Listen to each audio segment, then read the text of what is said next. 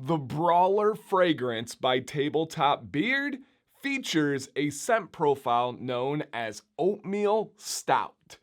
Once you get in the bottle though, that does not come anywhere near telling the entire story.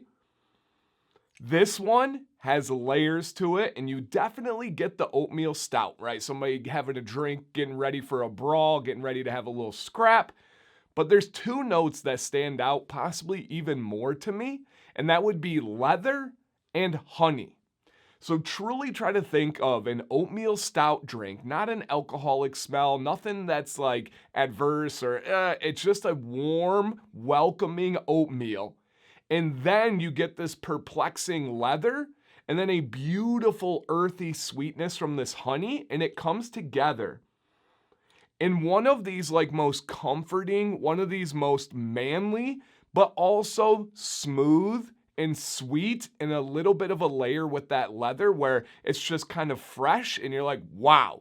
It does paint a picture of a story of a guy ready to brawl. He goes into an establishment, maybe there's some leather couches, maybe there's some mead and some honey being made around the corner, and you have the oatmeal stout being poured. This is absolutely an experience, and as it says on the label, it packs a punch.